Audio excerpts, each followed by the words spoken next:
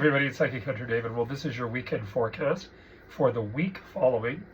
So it's going to be from the 28th right through the beginning few days of February. Escapes me, but I'll figure it out by the 2nd or 3rd. So this is going to be for Pisces, and I promised Pisces that I would start the show with you. I wore my regal purple for Pisces. I think one of the girls here in Toronto said, do you actually have any other shirts other than red? And I said, I have Venus actually conjunct Mars, and I actually love red. So red is kind of the color. But anyway, these here are new cards that I found. And I thought I would just shake it up a little bit. Sorry, the nose is still here. The nose knows. The nose knows. And I mean, this is not going to happen. I'm going to get fixed until I take the initiative, which next week I'm seeing the specialist. So these polyps are coming out. And it's good to keep an eye on stuff like that. You never leave it. I had an uncle die of polypoidal cancer, so you got to really be careful about stuff. So Pisces, we're going to take a look whether over the 7-day forecast has this story changed. And in the interim, I'm not going to get too much into this, but please subscribe, hit the bell icon, and please like today's little performance, is what I call it, for you guys, because I do enjoy doing this. This is a lot of fun. It's kind of like dress up and do the readings, which not a lot of people have been coming as much since COVID. So COVID, I kind of had to learn to do the readings on the phone. So this is again the Angel Oracle tarot cards, and these are new. This is quite interesting. Finally, we're kind of getting out of the storyboard that has been pretty much the mainstay for Pisces for quite a while. So this is going to be 7 cards in regards to your direction. To be really honest with you, your reading's not bad. It actually starts out with the Sword of Truth. Quite like these, and I really quite like what the psychic fellow that actually designed these cards implemented. I mean, I don't want to look at his meanings, because he does put meanings in almost like oracle cards. And I think part of that is cool. But obviously we all know, I mean, anybody that knows anything about tarot, about the Ace of Diamonds, which is really the Ace of Swords, really it is the Sword of Truth. And what you have in here is you have victory.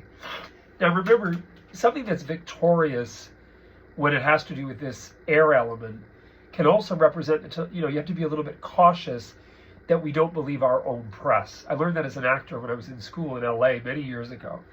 That, somebody can say, oh, this is great and fantastic. Thank you very much. I keep trying every day. I do the best I can. I push harder and harder and harder. Because when we get into the I know, careful. People get away with it.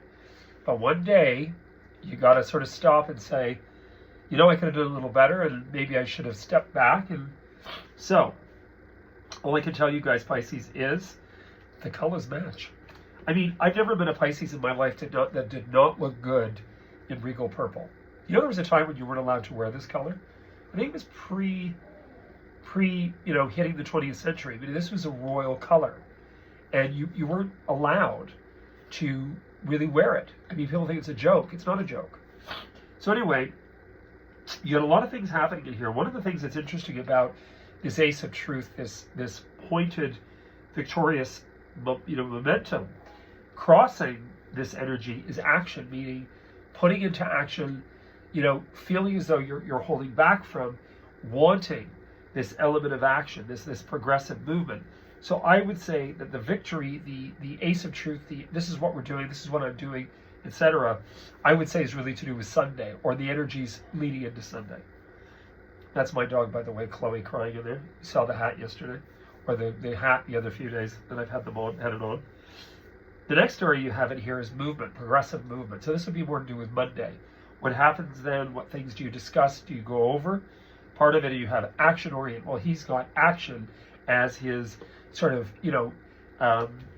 oracle energy description of what this Knight of Wands represents. The Knight of Wands is again a suit of fire. I don't get into the affiliations to which sign they represent, because I'm not really an astrologer.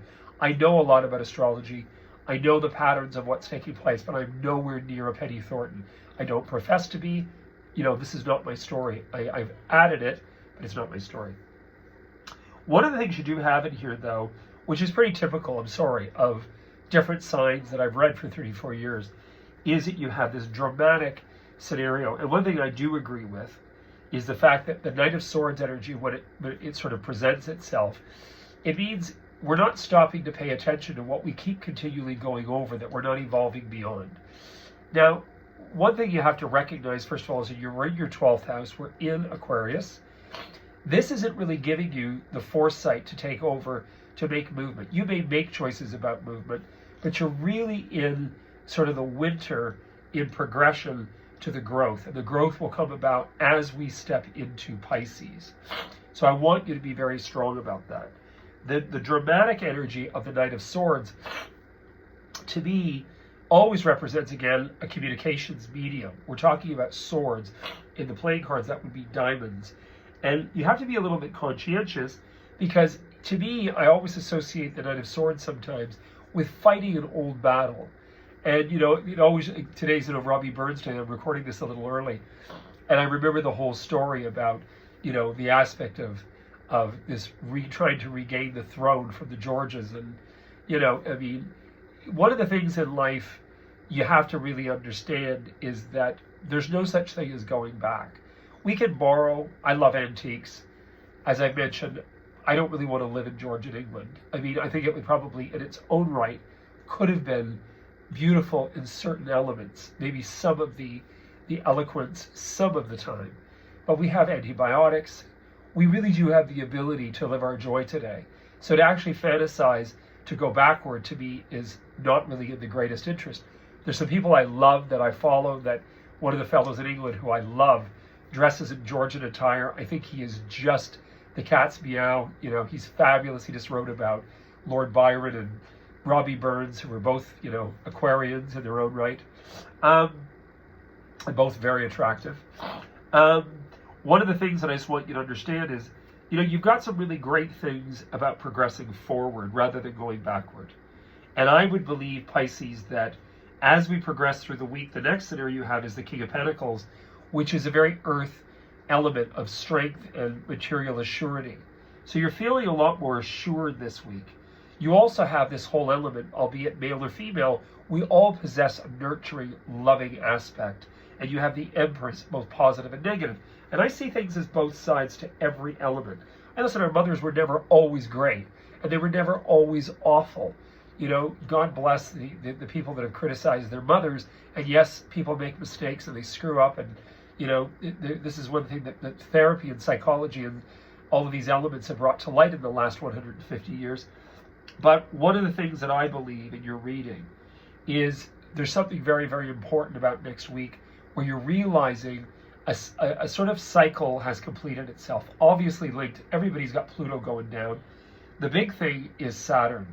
And, with you guys, you will be, sort of given kudos for the successes that you end up really changing, taking on, and conquering with Saturn's sojourn of Pisces.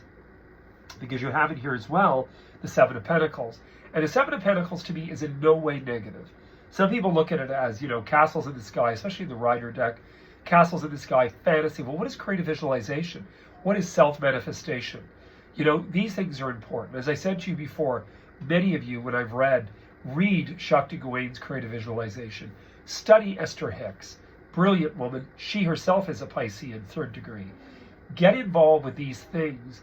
Know what it is you are capable of in regards to creating the now and the future. And I think, in all honesty, your reading is very, very good.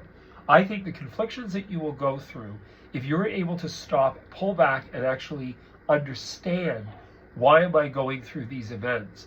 It is that you're being put through tests to understand yourself deeper than you ever have.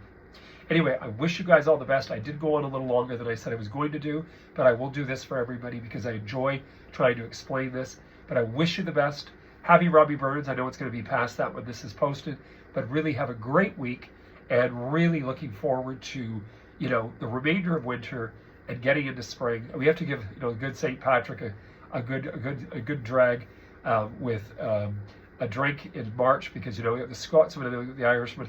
But I wish you guys all the best. You heard it here first.